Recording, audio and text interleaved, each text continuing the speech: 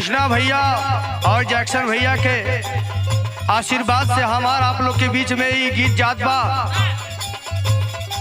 कहले का भाव बका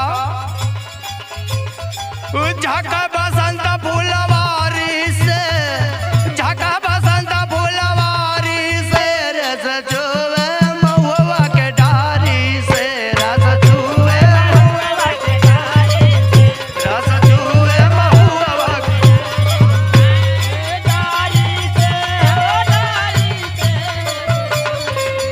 रस चुवे महुआ के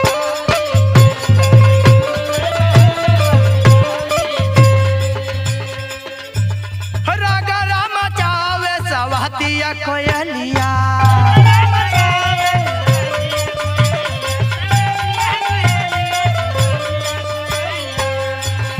कुह कुह करली मावा के डारिया,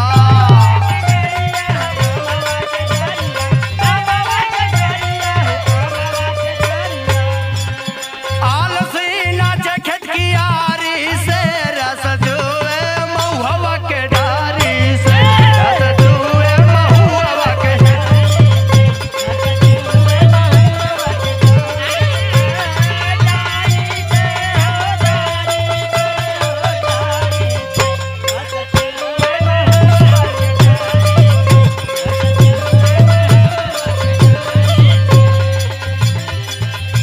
ये फागुन के मस्त महीना में कहीं कहीं तकरार भी हो जाला।